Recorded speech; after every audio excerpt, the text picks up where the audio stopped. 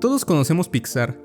Cada película estrenada era un clásico instantáneo y un referente en la cultura popular, y ese mérito se lo deben a las 22 reglas de escritura que siguen en la compañía.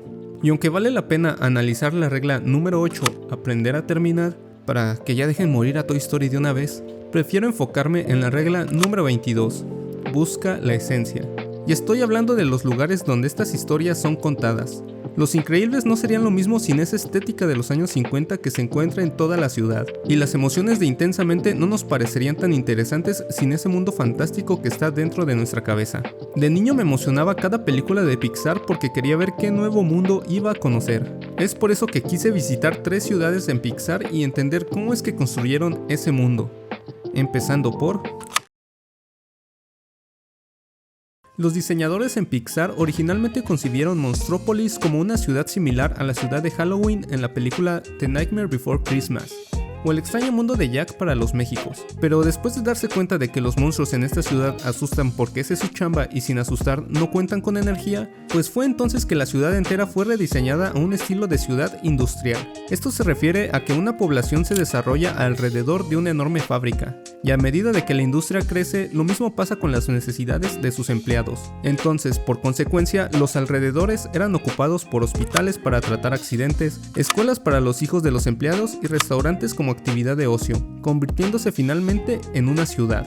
Monstrópolis toma este concepto y nos presenta una ciudad que nació y creció alrededor de la fábrica de sustos. Como principal inspiración se tomó la ciudad de Pittsburgh, la cual se convirtió en una ciudad industrial importante gracias a la fabricación del acero y el desarrollo de las vías ferroviarias. Y como inspiración para las calles en las cuales los monstruos caminan, se trató de asimilar a la arquitectura de los edificios en los años 60, representando el auge de la energía y la industria en Estados Unidos durante esa década, pero sin perder ese elemento fantástico porque al final de cuentas es una ciudad de monstruos. En base a esto se alentó a los artistas en diseñar una ciudad que cumpliera con la necesidad de los diferentes monstruos que la habitaran. Monstrópolis es una ciudad ficticia cuyos habitantes son diversos, algunos pequeños, otros enormes, unos babosos que dejan su rastro a donde vayan, otros hechos de gelatina y a otros un niño flota sobre ellos y vuela un auto con su rayo láser. Es una ciudad que debe responder a las necesidades de todos los habitantes y lo podemos observar en las puertas que están equipadas con 2 juegos de manillas a diferentes niveles, para adaptarse a la variedad de alturas de los monstruos, y en edificios que literalmente están construidos a otra escala. Es como en la vida real que acoplamos rampas en las calles para personas en silla de ruedas. El diseño de Monstrópolis ejemplifica una sensibilidad a la accesibilidad, y si no me creen, vean el sillón de Sully, está diseñado específicamente para él, porque ese orificio que se encuentra en la parte inferior es para que su cola pueda atravesar el sillón a la hora de sentarse. Pero al igual que en la vida real, estos diseños no están implementados correctamente. Si no, pregúntenle a este cabrón. Algo que vale la pena destacar son los hogares de los diferentes monstruos, ya que reflejan las personalidades de sus habitantes. Una especie de arte gótico caricaturizado que se combina con estructuras de hierro fundido y acero que nos recuerdan la importancia de la industria en esta ciudad. Por otro lado, esta película también nos enseña sobre sustentabilidad. Los gritos de los niños son la energía de Monstrópolis. Sin embargo, Sully descubre que una energía más potente y menos dañina se recoge a través de la risa de los niños. Analogía que se puede hacer con los combustibles fósiles en contraste con energías sustentables menos invasivas, como energía eólica y solar. Hablando de energía, creo que es hora de pasar al protagonista de esta ciudad, la fábrica Monsters Inc. El diseño de la fábrica es un bloque de concreto que asemeja a la forma de las fábricas de montaje, pero con un diseño mucho más fantástico y monumental.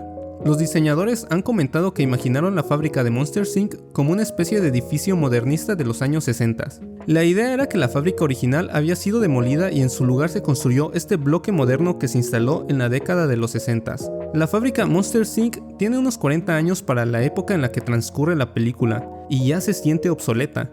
Hay escasez de energía y el negocio no es lo que solía ser, impulsando esa narrativa en la película de que las cosas tenían que cambiar. Por dentro podemos observar la típica fábrica para chambear. Hay espacios que delimitan el área entre ejecutivos, trabajadores y personal de limpieza. Un diseño frío e industrializado, que funciona como contraste ante las miles de puertas coloridas que se almacenan dentro y el diseño tan colorido de los monstruos que ahí trabajan. Es como tomar un Labubu y colocarlo al lado de una barra de metal. Pero hablando de ciudades, hay una película de Pixar que desborda creatividad a la hora de reflejar la personalidad de sus habitantes. La ciudad nace de la mente de su director Peterson, quien cuando era niño, en vez de disociarse en sus clases de química, prefería ver la tabla periódica e imaginarla como un conjunto departamental, en donde cada cuadro era el departamento de un elemento, ya saben, lo normal que uno imagina. Sin saber que tiempo después esto es lo que se convertiría en la idea central para crear la película Elemental y lo que sería su mundo. Pero para que este mundo tuviera sentido, primero tenían que crear la historia de origen de la ciudad, la cual se divide en 4 distritos correspondiendo a cada uno de los 4 elementos. Esto comenzó con la comunidad fundadora, la cual es el elemento del agua. Tal vez se decidió así porque el agua es sinónimo de vida, pero debido a esto la infraestructura básica de la ciudad lleva como base este elemento, tomando como inspiración a ciudades basadas en sistemas de canales como Venecia y Ámsterdam. La forma de llegar a esta ciudad es por barco, como lo hacían los inmigrantes al llegar a Nueva York.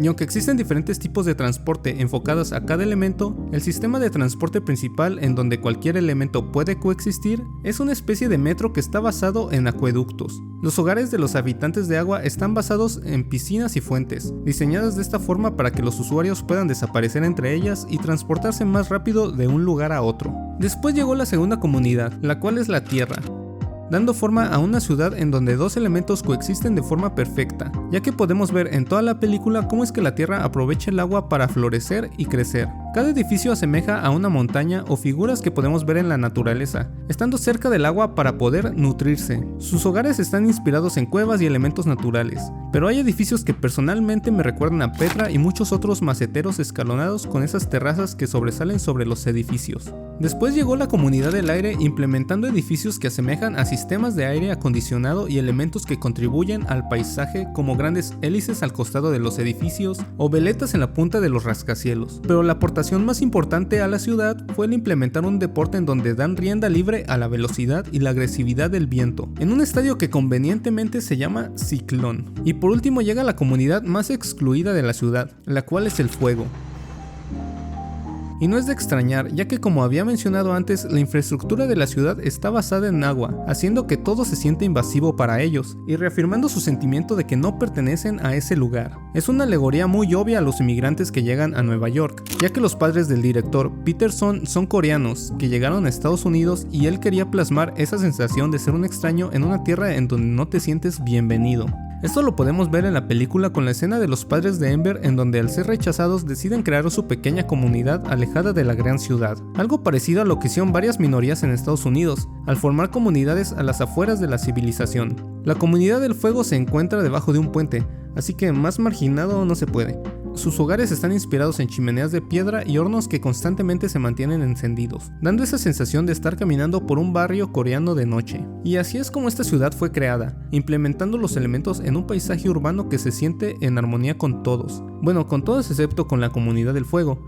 Pero considero que hay un espacio en la ciudad donde todos los elementos pueden convivir armoniosamente, y ese es el parque. Los parques están diseñados como espacios recreativos y de encuentros sociales, y en esta película se demuestra, empezando por el hecho de que visto desde arriba, este parque es similar a una tabla periódica, dando a entender que es un espacio donde todos los elementos forman parte. Pero su mayor aportación es dar la bienvenida a la comunidad del fuego, con esos cristales que están hechos específicamente para ellos, los cuales coexisten en un entorno lleno de agua, tierra y aire. Pero si hablamos de coexistir, hay una película de Pixar que crea una ciudad en base a la coexistencia y la conexión, en especial la conexión con los muertos.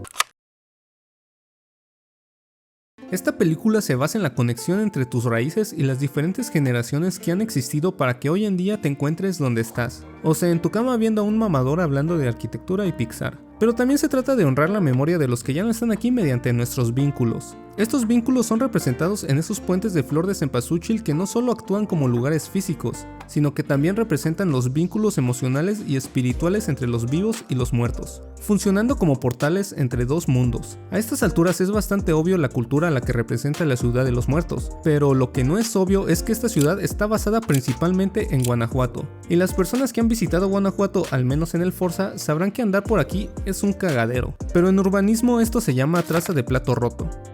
Para empezar, esta ciudad nació como un pueblo minero y poco a poco fue creciendo y adaptándose a la topografía del lugar, creando asentamientos donde el terreno natural les permitía. Es por eso que existen muchas laderas, callejones que parecen laberintos y construcciones tan juntas que hay hasta un lugar famoso llamado el Callejón del Beso, en donde dos terrazas se encuentran una frente a otra. Todo esto da la sensación de que las casas están una encima de otra, dando una imagen de ciudad vertical. Y esto mismo es la idea central que se utilizó para diseñar la Ciudad de los Muertos, ya que está construida como una ciudad vertical en donde cada nivel representa una época diferente de la historia mexicana y un estilo arquitectónico referente a cada época. En primer lugar, y ocupando la parte inferior, tenemos la arquitectura prehispánica, manifestándose a través de imponentes pirámides y templos que recuerdan a grandes civilizaciones mesoamericanas como los aztecas y los mayas. Las formas geométricas y los relieves forman una base sólida sobre la cual descansa la ciudad. En segundo lugar, la arquitectura virreinal, representada a través de edificios coloniales con fuertes influencias europeas, como iglesias y casonas señoriales, que reflejan el legado arquitectónico dejado por la colonización española en México.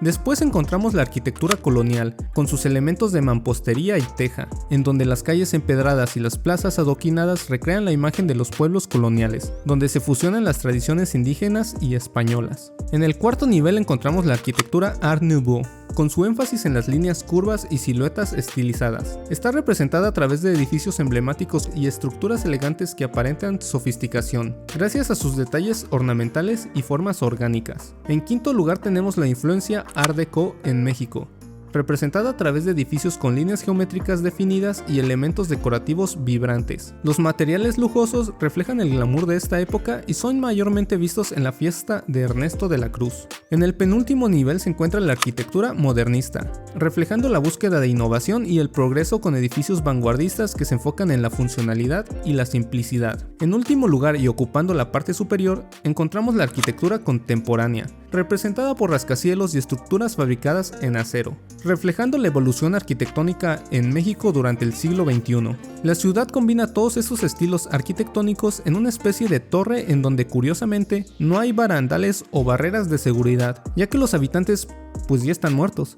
Es una amalgama que abraza las tradiciones mexicanas. La ciudad brilla como las luces de Guanajuato en la noche y brilla como la luz de miles de velas que podemos observar en los cementerios de Michoacán en el Día de Muertos. Coco resulta ser una combinación de muchos elementos raros coexistiendo en un solo lugar, y esa es la representación más exacta de la cultura mexicana, demostrando que la arquitectura es un personaje más que hace brillar cada historia de Pixar.